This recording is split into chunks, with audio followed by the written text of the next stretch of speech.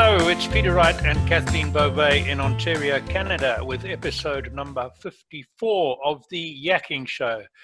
And this is where we talk about life, business, and more, and we bring you tips and ideas for the changing world we're living in. As always, we have a lineup of interesting guests, and today's is no exception. This is going to be enjoyable and interesting and helpful to a lot of people in our part of the world and overseas and everywhere else. So, enough waffling for me. It's my job now to introduce our co-host, and I will welcome Kathleen. Hi, Kathleen. How are you doing today? Hello, Peter. I'm doing great. Thank you. And thank all of you for joining us. And as per usual, we so enjoy your comments. So please keep them coming. And if anyone out there is interested in being a guest on our show, please don't hesitate to reach out to either Peter or myself. We welcome that. And as Peter mentioned, we do indeed have a special guest with us today. His name is Jack Litchfield, and he is the co-founder and CSO of JobJunxion. Welcome, Jack. How are you? Great. Thanks so much for having me, Kathleen. Pleasure to be here. Always great finding new ways to stay connected in these interesting times. Excellent, excellent. So Jack, let's jump right into it. Can you please tell our audience a little bit about yourself and how you started JobJunxion? Yeah, absolutely. So JobJunxion, we're an online talent marketplace merged into a kind of a holistic or full service recruitment service. So how that kind of came to be started out with my experiences in university. I was heavily involved in student politics and a student leader. That got me into federal and provincial advocacy on student issues like debt and tuition. At the same time, my father was a serial entrepreneur and former business journalist, and between my student leadership and advocacy experiences and his experiences, I got a unique perspective on this massive socioeconomic problem that Canada faces called the labor market disconnect. And essentially that equates to a communication problem between schools and job seekers on the one hand, and then employers on the other, in terms of expectation management and skill building to properly align talent pipelines to workforce demands. So we saw that problem unfolding for a while and saw this as a good way to potentially address multiple issues at once by creating an online marketplace to sort of a labor market signaling function, better connecting job seekers and skill pools with industry proactively to better align talent to demand. Wow, very good. So you got the best of both worlds. You got a father who's had a foot in one camp, and then you've had the experience of being involved in all sorts of things in university. Very good. And now you've combined that. Great. Tell me a little more about, or tell our listeners a little more about what you see as a labor market disconnect, particularly in Canada. Yeah, absolutely. And please let me preface this with the fact that obviously COVID has had massive impact on the Canadian economy, and that a lot of the typical symptoms of this disconnect are just being exacerbated by current circumstances. Mm-hmm. And forgive me if some of my statistics are a little dated by the fact that they're pre-pandemic.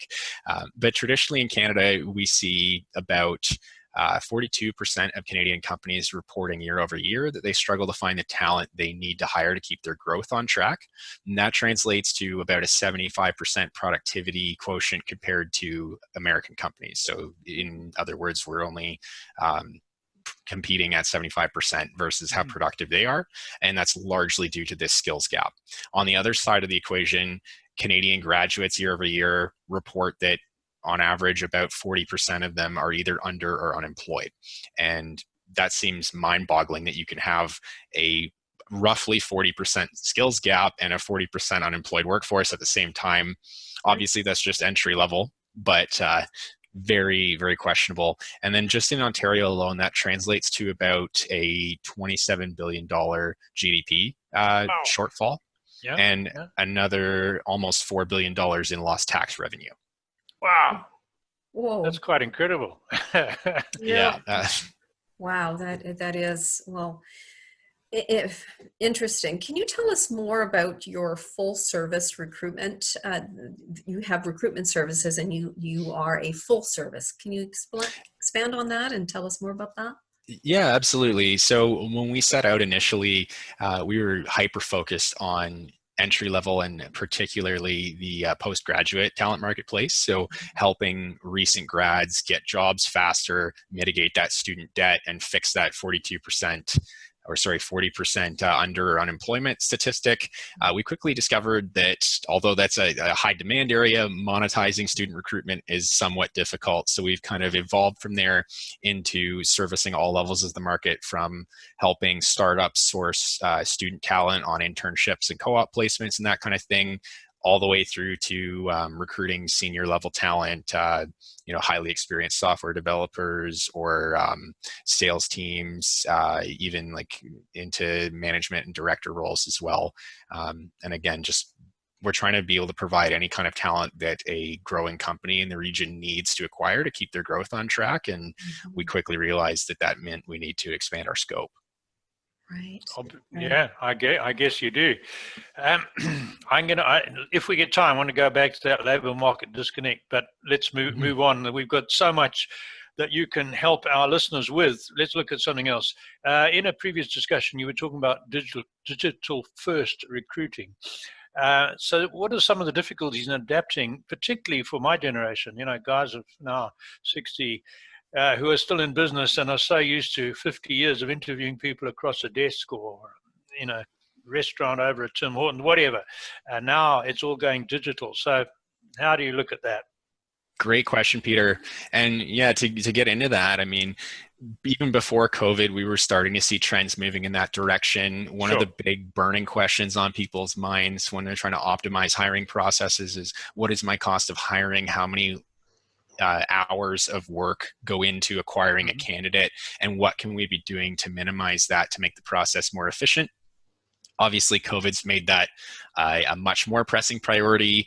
People don't want extra exposure. You don't want to be bringing people into the office any earlier than you have to, and that's what's pushing us in this direction that I call digital first recruitment. Essentially, all of the recruitment channels are now digital, be it virtual job fairs, online job boards, outsourced third-party recruitment services, social media referrals, and word of mouth. And anything's always going to get funneled into those digital channels. And even all the companies are using online application portals now, and in many cases, automated screening to save people hours. And that translates to a lot of changes in how our hiring processes work. It means that concepts like employer brand equity, what do I look like in terms of marketing my company to a candidate? It means that things like candidate experience, how a candidate experiences my recruiting process, become much more important concepts in being able to cut through the noise in a digital marketplace to find the people you need to hire to keep your growth on track. Okay. Sorry, Kathleen, quick subsidiary one. This is a very quick one. Again, my generation, going back when I was in the corporate world in my 40s and 50s, and we looked for lower to middle management type guys, we'd put the word out amongst our colleagues. So, you know any good guys, perhaps you play golf with, that are looking to move up a level in the company they're in, and they would say, well, yeah, we remember Fred Brown. Yeah, we could get him to contact you. And a lot of management jobs were found, and managers were hired by that old boy network and old girl network as it emerged. Is that sort of died now? That's a great question. And I would say there's a couple components to that. Obviously, referral networks are always going to stay valuable as an ancillary means of kind of augmenting your talent pipelines, particularly in moments of economic uncertainty like we're experiencing with COVID. Those tend to be a little bit less impactful. We're seeing that gainfully employed people are prioritizing job security a lot over advancement right now. And that makes it difficult to poach your friend from another firm to a new company for a promotion. It's still possible, especially if you're able to tie it to tangible benefits that are becoming increasingly important. We're seeing a massive preference for ability to work from home and offerings of mental health benefits in particular. The longer this pandemic drags out, the more impactful that becomes. So if your friend Bob is at a company where they have to show up to the office every day still, and they're not getting any of those benefits, and they can go to a work from home situation with those benefits, obviously that's still going to be compelling. But yeah, depending on the role, we are seeing it being a lot more difficult doing those distributed network recruitment strategies right now, just because of the rigidity that a pandemic applies to the labor market. Right. Okay. Thank you. Over to Kathleen. Well, you touched on this briefly about employer Mhm. brand equity, Jack. Can you delve a little bit deeper into that and why it's so important? Yeah, absolutely. And I'd love to maybe preface that with just a little tidbit about the intellectual framework that we like to apply to recruitment processes. Um, I find it hugely impactful to look at recruitment the same way that you look at sales from a strategic lens. So thinking about it as a proactive pipeline that you need to be managing and Mhm. cultivating to meet your needs and anticipating those needs.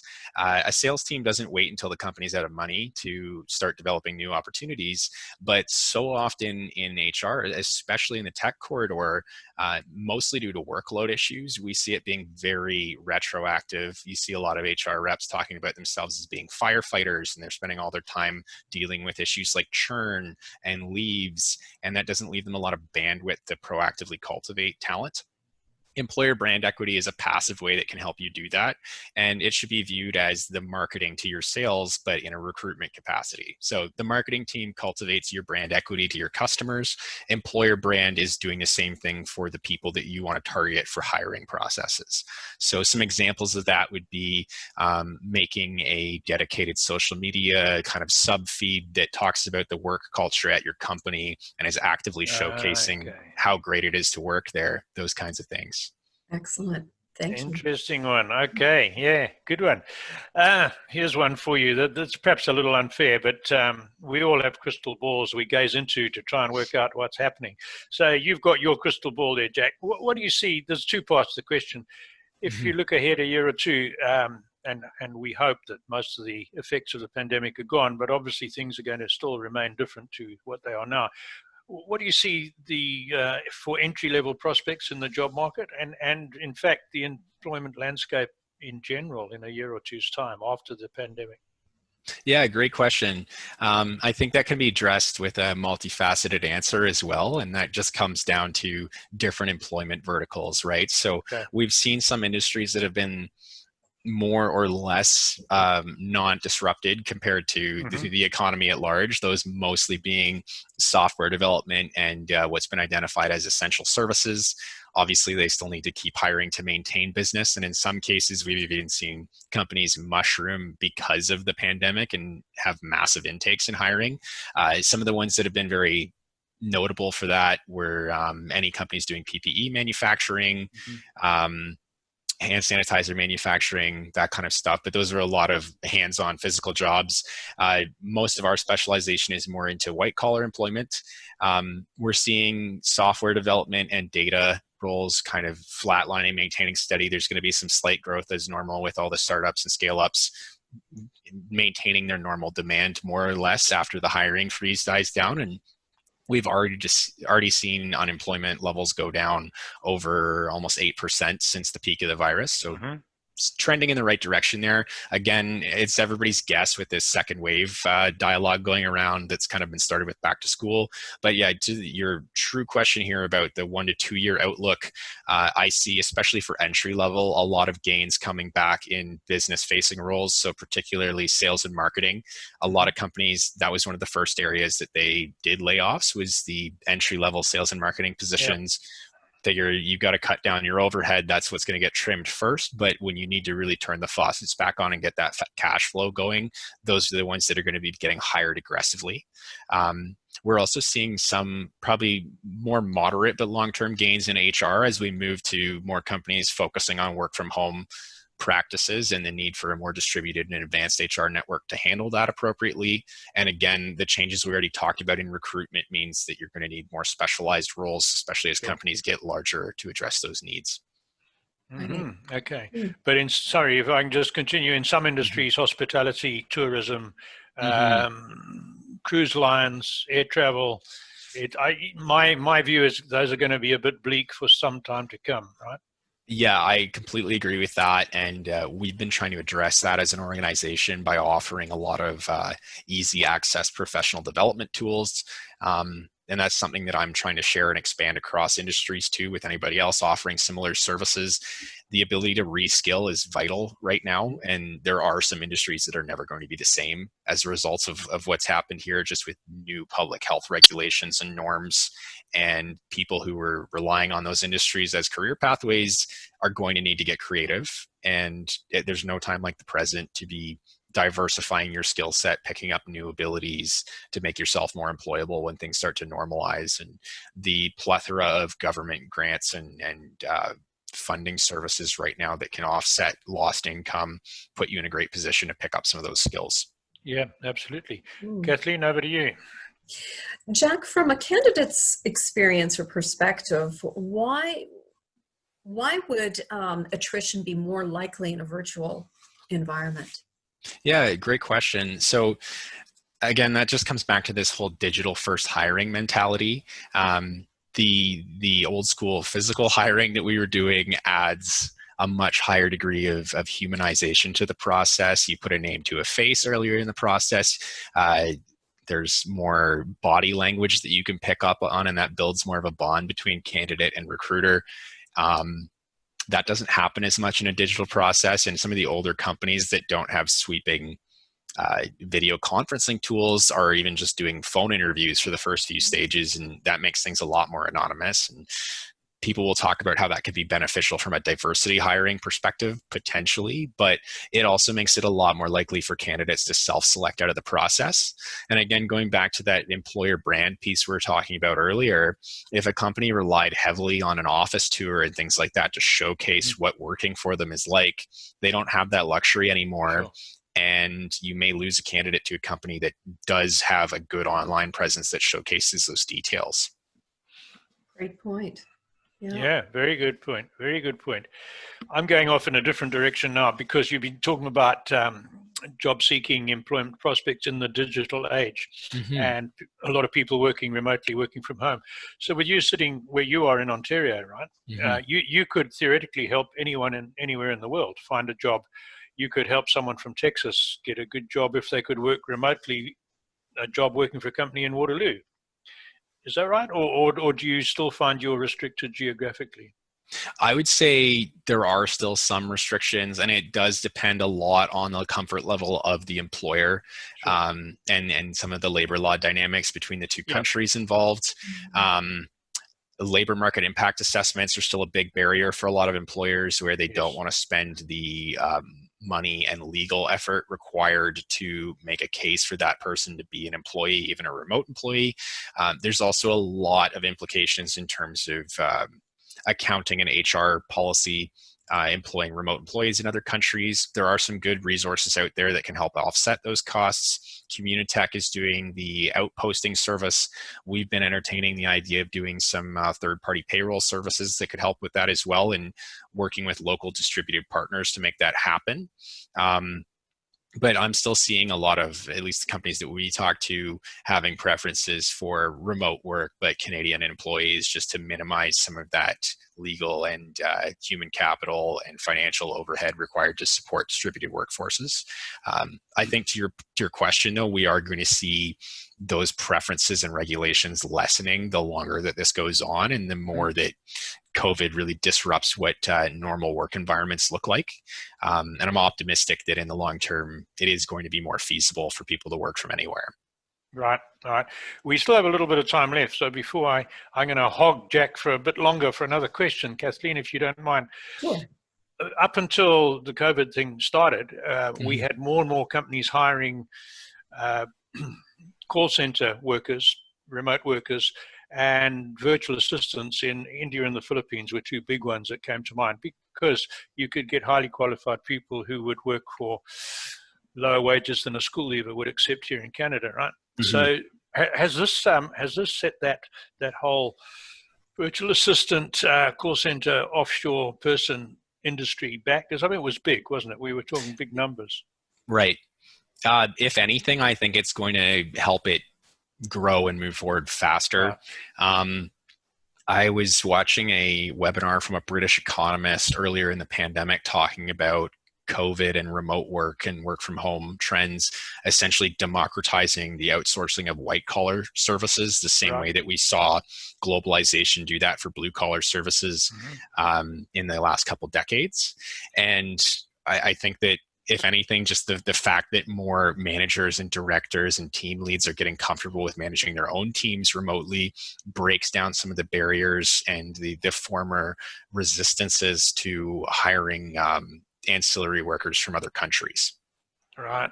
Good one. Good one. I Kathleen, have one for you. I think we still have a little bit of time. We do. We have some time. So, Jack, if I'm an employer and I'm in need of some talent right now, but I'm sitting on the fence because I really don't know who to turn to, what would you say to an employer out there that's listening to this call right now? What would you say to them to try to pick up the phone and give you a call? Yeah, great question. I think the first and foremost important thing that anybody debating hiring right now should be thinking about is a talent needs assessment and a triage of how high a priority is this person or this role, really identifying what is the problem that you need filled, and is the best course of action going to be to hire somebody full time, or is it going to be to outsource? Is it going to be to look at a partnership? And we've been doing a lot of those as like just free consulting sessions with companies to help them kind of navigate that process. And then depending on the outcome, either helping them find that outsourced service or helping them find a candidate. Again, with the economic uncertainty, a lot of companies really want to be cautious and careful about allocating those hiring budgets, and we're happy to help them make it as impactful as possible. I would say the other thing too is that we've seen over 5.5 million people displaced in the Canadian economy by the virus. And if you are in a position to even entertain the concept of hiring, this is a good time to be doing it. You can pick up a lot of highly skilled talent quite easily. You may need some help cutting through the noise. And again, that's something that we're happy to help you do. At the end of the day, we do still want to be thinking about that cost of hiring. And depending on how sophisticated your company is, you may not want to have a senior leader spending a lot of time combing through an Excel sheet for candidates, but that's why we offer holistic recruitment services where we can prune down that list and just hand you a manageable number to review. But early in the pandemic, we were able to pick up some highly qualified people from blue chip companies in a similar capacity for startups and scale ups, just because highly trained people are on the market all of a sudden. Particularly American branch companies, their first rounds of layoffs were typically near shore or overseas branches. So a lot of people from large American firms with Canadian offices became available early on, and there was great opportunities for startups and scale ups to grab some of that senior premium talent. Interesting. I've got one. I want to go back to the labor market disconnect, and I'm going to go back. I don't want to give you a history lesson, but obviously you know that I'm been around for a while. When I finished my schooling, the number of people who went to university to get a degree were in the minority. Right? And I did my schooling in Africa, of all places, but under a British system. And it was actually quite hard to get into university. There were not enough places for all the people who wanted to go. So the entry level was high, but the costs were relatively low. And there were very few grants. So unless you had parents who could subsidize you or you had a part-time job, you didn't go to university. But there was a really good apprenticeship scheme, which I believe existed here in North America too. And lots of people elected to go the apprenticeship or trade route and did very well in life. Many of them went on to run their own businesses, earned considerably better incomes than some of the people who'd gone the conventional university route and worked for a bank, for example. So is that something we've lost, do you think, over the last 30 or 40 years? That my perception is that the image here is unless you have a degree, you've somewhat failed and you're not going to get on in life. And I wonder if we're not forcing some young people into a degree that they're not suited for, don't really want, and denying them an opportunity to have a better career in something else. What's your thoughts on that one? Yeah, I mean, you're really preaching to the choir on that one, Peter. I'm very passionate about this topic, and I think you're absolutely right. I like to call it the concept of credential creep. And essentially, we have created some systemic biases that heavily favor not just post-secondary education, but academic, formal, university-oriented post-secondary education. And then candidates inside of that ecosystem get seduced to go further and further down the pathway that way into a postgrad and a doctorate, despite there being very few teaching roles or anything like that available anymore. And you're absolutely right. We've lost a lot of desire for skilled and talented people to be pursuing trades and internship-based approaches. I think a lot of European countries do a much better job of this. In Germany and Switzerland, you have a mandatory apprenticeship before you can even go to post-secondary, and they have them across all kinds of verticals. It's not just blue collar, it's white collar as well. You can be an apprentice banker if you want, but they want you to try something out before you go to school. If we look at the education model, the public education model that we have in Canada, it's based off of the one that Otto von Bismarck created in the 1800s to mass produce factory workers and soldiers, right? With the concept that public education should uplift everyone to the point where they can meaningfully contribute in the economy. If we look at the Canadian economy, you can't meaningfully contribute without some kind of post-secondary education in this day and age. And we ask students to go into ridiculous debt to do that with very little actionable intelligence on what kind of career paths are even going to be viable. And in many cases, the post-secondary institutions have a vested interest in taking them down the wrong path because they make more money doing it. More money, absolutely. I, if I can, I'll just tell you very briefly, my eldest son, when we were in Africa, I could afford to send him to university. He did well at school, and he said, I'm not going. I said, why? He said, Dad, I have no idea what I want to do in life. And if I spend thousands of dollars of your money on an education that's the wrong one, I'm just throwing money away. So I said, well, you've got to do something. So he did a private college business degree, business diploma. And then he came to work for me, and I sent him at a young age up through Africa supervising some loads for me, and he had to navigate borders and all that and a few other things, and he got a hard time. Africa is not an easy place. And he said to me recently, he's now 46, and just a couple of months ago he said, Dad, that was the best education you could ever have given me, because it set me up for what I wanted to do in life, and I found out what I didn't want to do. And I said to him, what are you going to tell your boys to do? He said, I'm going to tell them all to go and get a trade, be a plumber or an electrician. I just thought I'd pass that on to you. We are getting towards the end of time, and this is where I must hand back to Kathleen again. Well, Jack, let our viewers know how to get a hold of you. How do they reach you? Yeah, absolutely. Thanks for that. So www.jobjunxion.com is our website. That's JOBJUNXION. They can also get a hold of me on LinkedIn. Feel free to look me up and connect. I'm always happy to chat. JobJunxion website, there's a good overview of all our services on there. Some of the professional development ones you might be better off contacting me on LinkedIn for more detailed information about, but again, happy to chat in either of those mediums. And there is a way to book a call with us on our website as well. I'm gonna take 1 minute. We have a couple left. I'm going to take 1 minute. Jack, for a young person who's just about to finish their first degree in university and looking at this whole scene that we've just been talking about, what's the short piece of advice you would give them right now if someone came to you and said, what should I be thinking about? Yeah. Okay. So how long back are we talking? If they've got a semester left, I would be pushing as hard as possible, get some experiential learning going on the side. Only 20% of Canadians get into co-op, but you can still be working part-time for a company. You need to be differentiating yourself any way you can. Again, as we just spoke, everybody's going to school these days. What are you doing that makes you different? That's what an employer is going to care about. If they're already graduating or in the process of that, I'd say the big focus is expectation management. You may not be able to get into your dream job right now, but any job is better than no job. They always have some kind of transferable skills that you can apply for the rest of your life. I think we talked about that a good bit too. That's going to be just much more impactful, and it's a lot easier to manage that narrative of saying, look, I rolled up my sleeves and did what I could during this pandemic, and that speaks to my character, than trying to say, well, I was just sitting around collecting benefits without doing any kind of professional development or anything. And again, very good. You want to talk professional development? Happy to chat about that on LinkedIn anytime. Excellent. So there we are to our listeners. You've had it from the horse's mouth. Someone who's at the coalface on employment. Back to you, Kathleen. Well, thank you so much for joining us, Jack. My goodness, it's been wonderful. What a wealth of information that you have, and I urge any employer out there looking for some talent to reach out to you immediately, and also for people for students coming out of university, do please look at JobJunxion. Thank you again, Jack, for joining us, and hopefully we'll have you back again. Yeah. And thanks to all of you for joining and tuning in to us. And again, please keep your comments coming. We so enjoy reading them. And if anyone out there is interested in being a guest on our show, please don't hesitate to reach out to either Peter or myself. We'll see you again next time. Thank you.